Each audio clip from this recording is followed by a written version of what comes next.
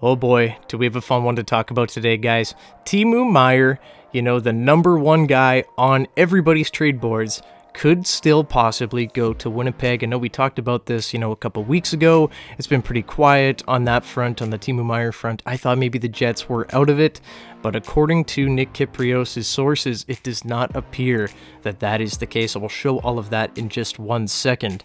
But hey, if the Jets were able to add Timo Meier, that would be a pretty big add to this team, and a lot of teams would have to, really start taking the Jets seriously, as I think that would be a big move that could put the Jets over the top. So this was pointed out on Twitter by Nick Lynham. Great follow, go check him out.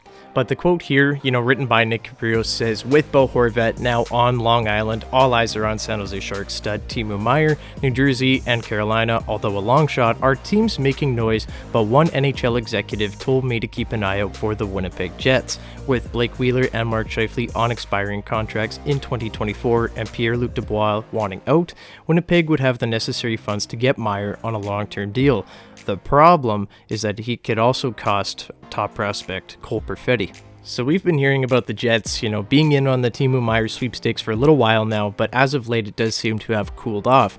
Well, maybe the Jets are doing some things behind the scenes, because this is another executive that says, hey, watch out for the Winnipeg Jets. Elliot Friedman mentioned it earlier on, that he had people saying watch out for Winnipeg, that they could have room to do this, and now we've got another guy saying it here. This leads me to believe that the Jets are still indeed kicking tires, and I really do think that they do want to make a big move, whether, that is a Timo Meier, whether that is a Jacob Chychrun. I think Kevin Cheveldayoff realizes that, hey, it's time to win now. And do I necessarily think that he's, throwing Cole Perfetti on the table? I don't think so. And I really don't think that he'll get traded. However, if you want to win now and you are, totally serious, if it does come down to that, I wonder if he pulls the trigger. I don't know personally what's going to happen here, and I don't think it will cost a Cole Perfetti. But if that's what it takes, I wonder if Kevin Cheveldayoff thinks about it. That's just my thoughts on it. I don't know. I really like Cole Perfetti, and I think that he's going to be a real good player here in the NHL. But one thing that people get caught up in is, projection over, what is real, right? And Timo Meier is a real good player, 30-plus goal scorer that is an impact player. He is a game-changing player, and the problem with, game-changing players is that they do cost a lot. They are expensive if you are looking to trade for them, and I think Chevy knows that, and obviously in the past, Chevy has missed out on big fish. At the 2019 deadline, Mark Stone was available, and Ottawa was shopping him, and Winnipeg, Vegas, Nashville, they were all in on him, and it ended up being Vegas that, was able to put up one of their top prospects, a second-round pick, and there was more to that, but those were the two big pieces going the other way for Mark Stone, and that player was Erik Brannstrom. And where is Erik Brannstrom now? He's still in Ottawa, and he never really panned out like that. And I don't know how Ottawa feels about that deal, but I know how Vegas feels about it. They are very happy. That's a guy that's, been a leader on their team for the past 3-4 years, right? And it's something that Winnipeg wasn't willing to do. They weren't willing to give up Christian Vesalainen, and they weren't willing to give up a Sami Niku, and look where it got them, right? It might have actually cost the Jets a cup. If they had Mark Stone, I think the Jets go much farther into the playoffs than they did in 2019. I think they could have beat the St. Louis Blues. Mark Stone is a difference maker, and so is Timo Meier. So I wonder if that's in the back of Chevy's mind at this deadline, and he's thinking, okay, this time I got to be willing to give up my top prospects, right? I need to be willing to make that big move and bring in that big guy if we're going to be successful, or if this is just going to be a rerun, right? Because Timo Meier would do wonders for this Jets team.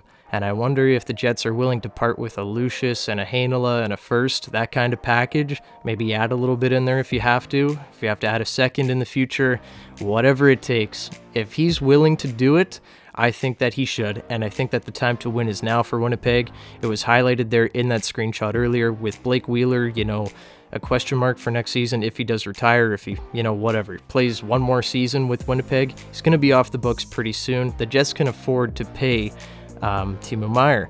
And then, of course, you've got Pierre-Luc Dubois, who's likely not going to be a Winnipeg Jet next season. So you can recoup some assets there. You can pay Timo Meier with Blake Wheeler, probably being off the books very soon. Pierre-Luc Dubois being off the books almost certainly. And, hey, I think that the Jets can do it, and I think they should. Time to win is now. I understand the argument of, wanting to keep these prospects because, we're attached to them as Jets fans and we think that they're going to be very good players, and a lot of them could be really good players. I like a lot of who the Winnipeg Jets have in their system. However, throw potential away for a little while, guys. Like, we don't know for sure if those guys are going to pan out. I've been saying that Ville Heinola is the guy for, 2-3 years now, and the Jets organization just won't give him a shot, right? So I think it's time to throw potential away here, forget about it, and try to win now. We know what Timo Meier is. He's a game changer, and he is the biggest difference maker available at the trade deadline, bar none. I don't think there's anyone close. You can make an argument about Erik Karlsson, but that's a whole complicated ordeal there. Timo Meier is the most intriguing guy on the market right now. If all it costs is a Heinola, a Lucius, a first, and a second, I think that's a steal. If you have to add to that even, go for it. I do wonder about Cole Perfetti. I just thought it was interesting that it was mentioned. I don't necessarily want the Jets to get rid of Cole Perfetti, but right now, if the Jets were to make a move kind of similar to what Vegas did, with Erik Brannstrom, that was their number one prospect at the time. Erik Brannstrom was regarded pretty much as Erik Karlsson Jr. at the time. And I wonder if Chevy thinks back to that moment and maybe he does end up pulling that trigger. It would be very interesting. I don't think it'll happen, but something to watch here in the last 2 weeks.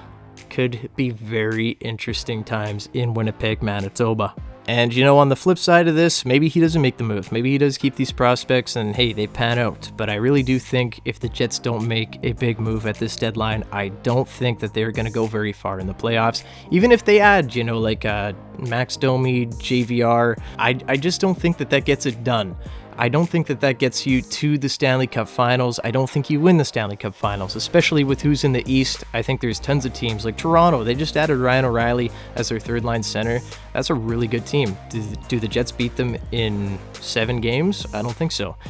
Did they beat the Boston Bruins? As of right now, I don't think so.